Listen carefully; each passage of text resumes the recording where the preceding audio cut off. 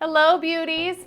Have you ever caught yourself looking in a mirror and felt that sinking feeling in your stomach? That moment when you realize your face looks fuller than you remembered, or you feel that your skin isn't quite as firm as it once was. Maybe you've been avoiding photos, or worse, you've been hiding behind the same hairstyle for years because you're terrified that trying something new will just make everything worse. As a hairstylist of 18 years and a content creator of 5, I have talked to in person and read comments from thousands of women who have said how they hate their round face or that they fear their double chin is all anyone notices. Today, I'm going to share the haircut secrets I have shared with my clients over the years that didn't change their face shape or erase their negative features, but instead help them see the beauty that was already there. I have got lots of photo examples for you today to explain exactly what works, what doesn't. Are you ready to find your perfect cut? Let's go.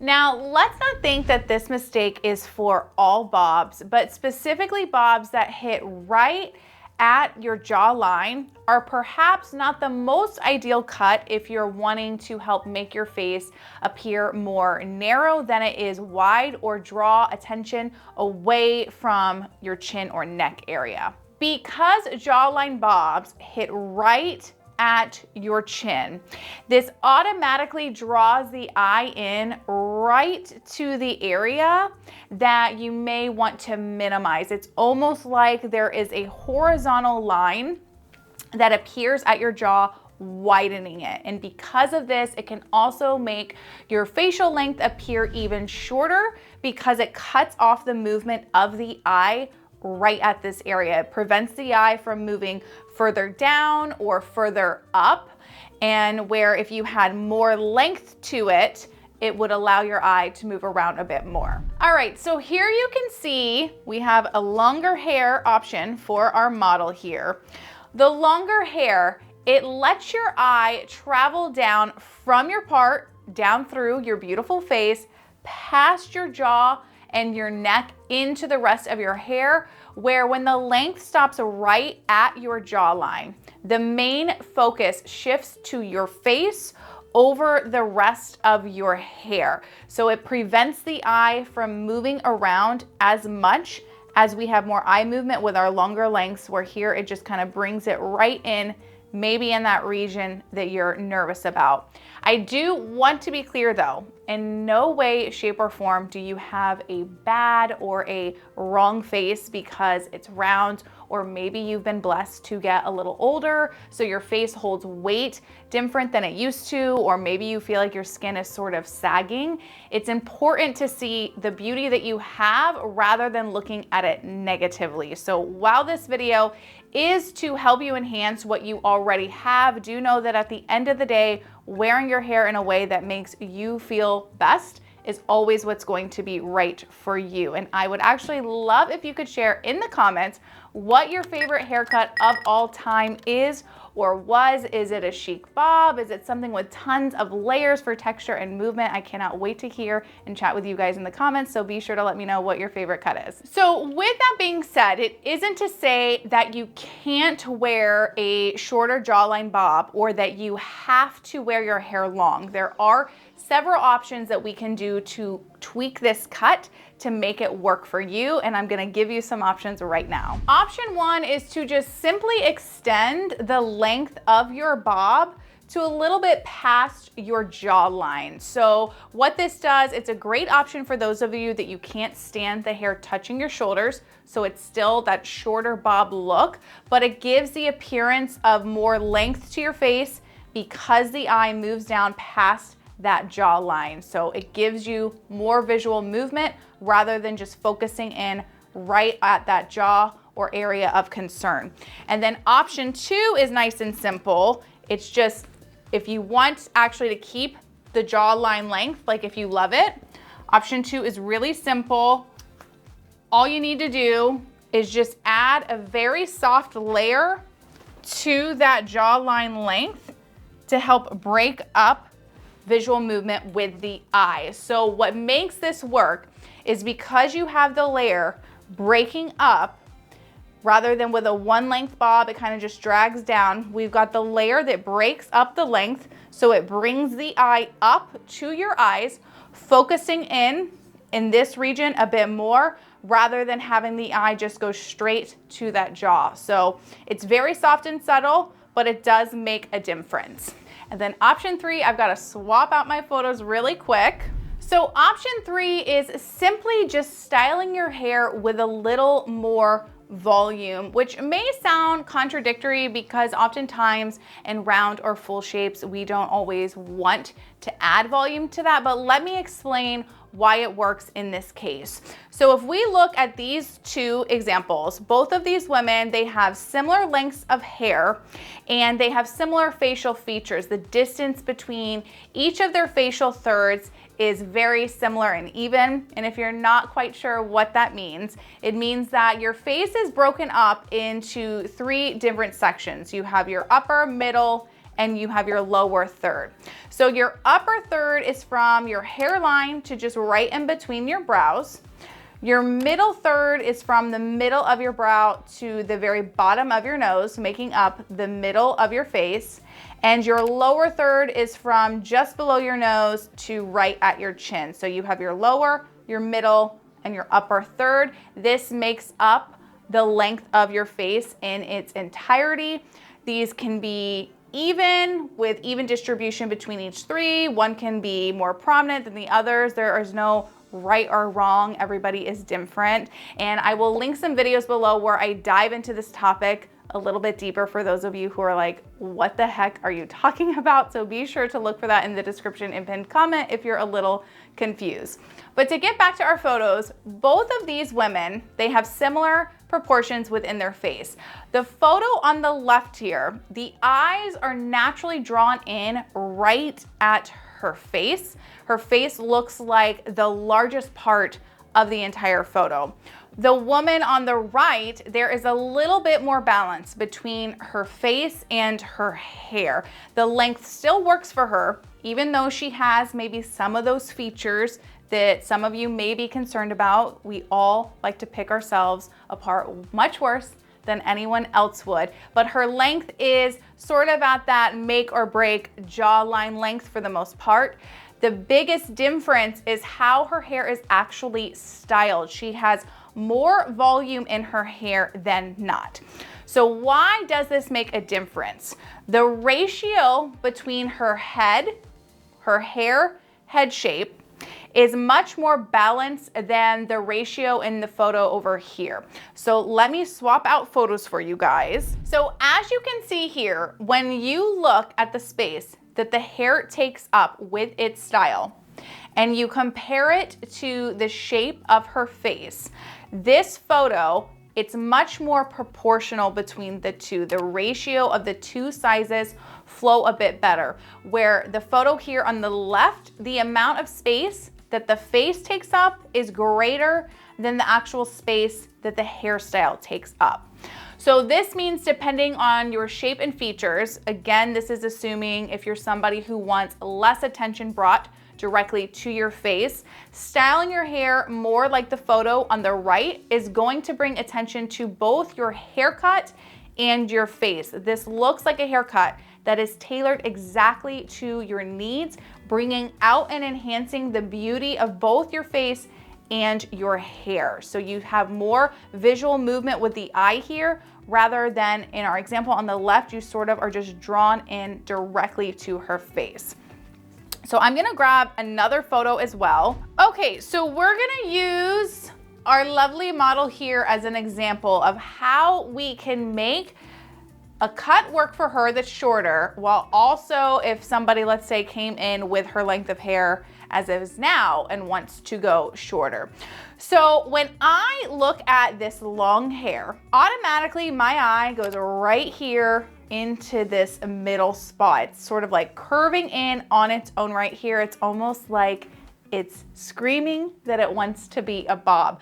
So if I were talking to this client and she wanted to go shorter, because let's say she wants her hair to be easier to maintain, it's like too hot now in the summer season, she wants to get rid of this hair here. I would look at it and it automatically, my eye goes right in here to where I would say, ooh, this is a perfect spot to remove the length. So we're getting rid of all of the hair that flips out here. The goal is to keep it long enough so that there's more movement with our eye that goes past this region here, so we're not cutting off the eye movement. We want to give more visual movement with the eye extending just below that.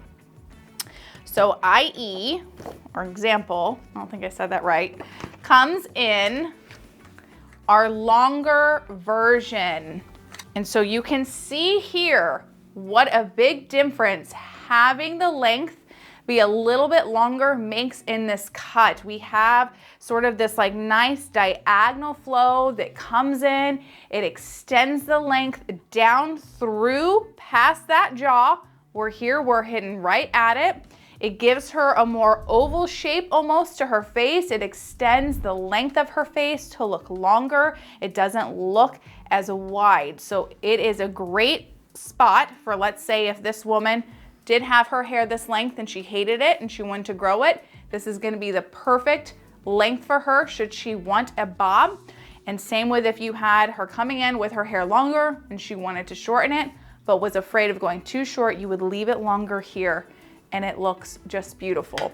And then if we compare the ratio of this style to facial proportion, so to show a side-by-side example here, this blends much better with ratio of her hair head shape style to her face shape. It's much more cohesive. It flows together much better where she looks much more short and wide with it at a shorter length. So we get a great balance for the bob. It looks similar to this as far as ratio goes. So this is why I say that it's not that you cannot have a bob with a rounder shaped face, or if you're concerned about that lower third, it's just about tweaking it to make it work for you. And this is a great example of how we can achieve that. So like with a bob, bangs can be lovely, but they can also be doing a disservice to you depending on the type of bangs you go for. And when it comes to wanting to draw attention away from your lower half of your face, you 9 times out of 10 are probably going to want to avoid a full bang. So because full bangs are cutting off the top third of your face, they automatically draw attention towards the middle and lower thirds of your face. So like with a jawline bob, this automatically creates the illusion of that straight horizontal line. This time it's just at your top third instead of your lower third. And what this does is it directs all the eye attention and movement to the lower half of your face.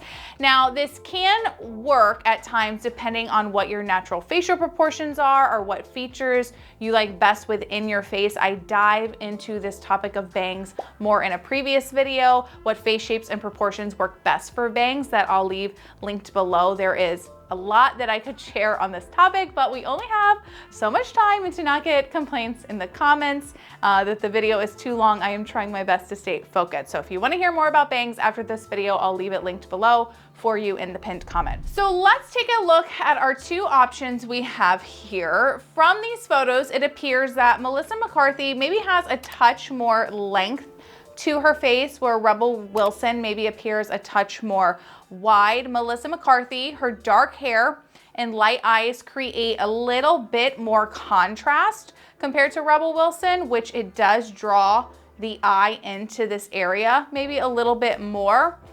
Rebel's bangs, they're honestly just too wide. I think that if she had a little bit more of like a face frame coming down, it would help narrow out her face. So I do think the straightness and width of them is creating the illusion of more width in her face than she probably naturally has.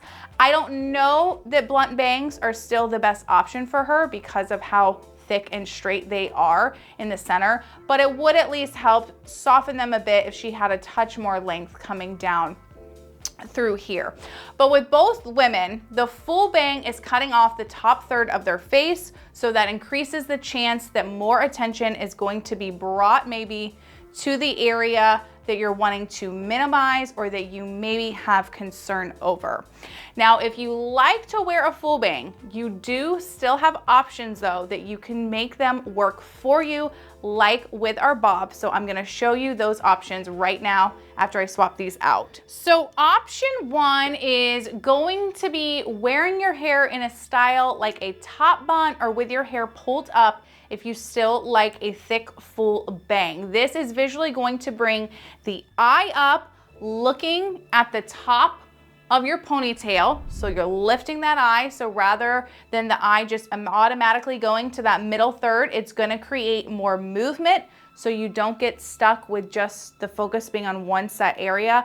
I personally like this style. I think it's classic. I think it's edgy. You can wear it multiple ways. So depending on what your personal style is, you have a lot of options, and it's great for if you still like that thick full bang. Another option you can do is opting to create a little bit more texture within your full bang. So what this means is just creating where you see more visual movement through the forehead. So you still have the thick full bang, but you get more movement with the eye. So you can see it opens up in the center. This is just a little bit more textured. So you have still focus in on the lower and middle third, but you do get more movement with the eye. Same with this one, it's just slightly parted. And when I say textured, I mean textured. I don't mean overly wispy, like this example here. To each their own. I have had many clients that love a wispy bang, but personally, I just feel like it ends up making the haircut look a little confused. And I also feel like that it makes your hair look thinner than what it actually is because there's so much space. So textured, side opening, not so insanely wispy. And then we have our final option. I gotta take these down really quick. And last but not least, for bangs, we have option 3, which is a good curtain bang or a classic side bang. These are both great options for drawing attention away from that middle and lower thirds because you get more visual appearance with the forehead. So it draws the eye up. So if we compare Rebel Wilson, her curtain bangs to her full bangs, you can see the curtain bangs are much more flattering. It opens up much more of her face. So you go up to her forehead, she gets the soft angles with the curtain bang, and it gives a more narrow appearance overall to her face, where the full bang just completely cuts off her upper third, leaving you to focus more on this lower half rather than getting to see all of her complete beauty. And if we compare Mindy Kaling, her side bang to her super wispy bang, we can just see that the side bang is much more flattering. It's more stylish, it's more up to date, where the wispy bangs are clearly not my favorite, but they overall just date her look here. So we have still plenty of options for our bang that works for people to bring attention up rather than down. Now that we have gone through some cut options, let's talk about other ways you can distract from or minimize these features without cutting your hair. Maybe you're not ready for a haircut, but you still want some sort of change that you can do to switch things up. So if we take a look at these photos here of Melissa McCarthy as our lovely example today, if we take a look at her outfits, and we're gonna compare them in just a second to some other photos of her. But I want you to look at here and I want you to think of what the common theme is between these 3 photos. The common theme is that these are all dark colors. So we have our dark blues, we have black, there is a pop of white, but overall they are all very dark. So when you wear all dark clothes, the eye naturally, and this is with anything, so if you're watching TV, a movie, you're reading a book, magazine, your eye naturally goes to whatever the brightest thing is that you can see within the image that you're looking at. So if you have light or medium skin and you're wearing all dark clothes, Somebody's eye is automatically going straight up to your face because it's the lightest thing that they can see with their eye when they look at you, which is totally fine. There is nothing wrong with that. We want people to look at us. We want to get compliments. But if you have areas in your face that you are maybe slightly self-conscious about, you are now bringing all the attention to just one set area because of the contrast between your lighter skin and your darker clothes. So now I'm going to add up other photos of her so we can see a very good comparison to help you guys understand this more.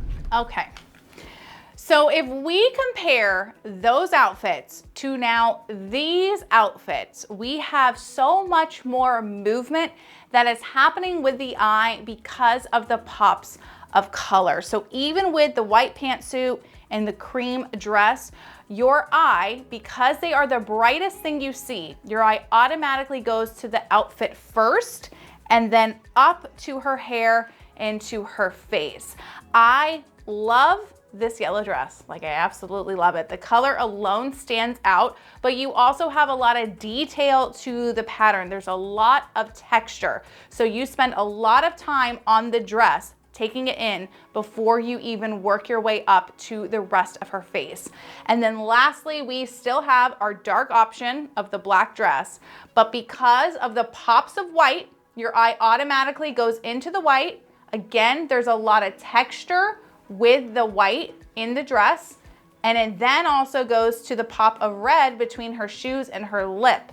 So you have a lot that you're looking at first before you even move into her face. So all of these outfits have much more color and pop that you look at the outfit as a whole, maybe before you look at her face and her hair, where with the dark outfits, you automatically go up to her face because it's the lightest and brightest thing to see.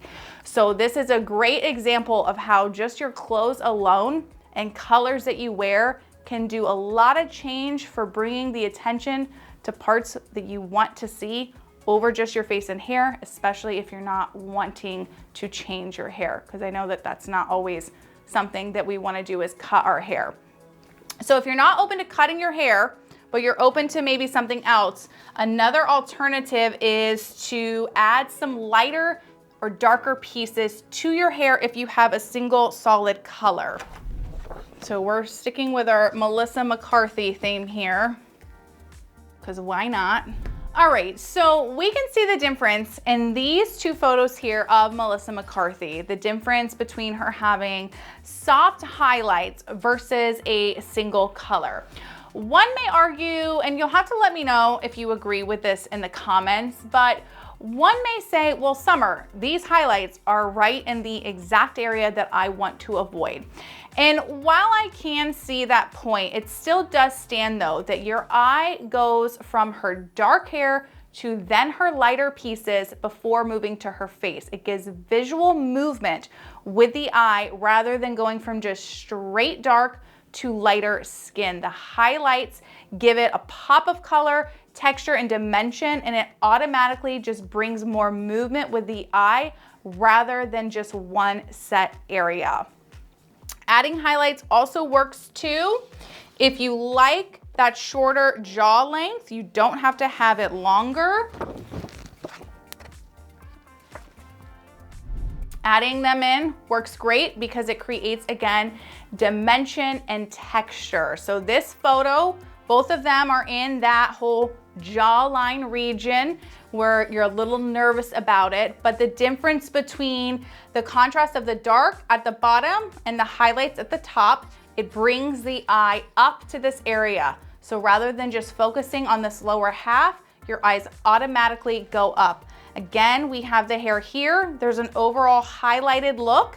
It's not just one set color. So rather than just seeing like all this dark hair, you don't automatically go to here quite as much because you have the lighter pieces of color that really help to soften it and add that dimension and movement. So you still always are going to have plenty of options. You are already beautiful and your focus should be on enhancing the beauty you already have rather than focusing on what you don't like. I really had so much fun creating this video. I hope you guys enjoyed it as much as I enjoyed putting it together. Drop a heart emoji in the comments if you did, and if you want to see what hair colors work best to enhance your skin tone, you can check out this video right here. Thanks for watching, and I'll see you on the next one. Bye!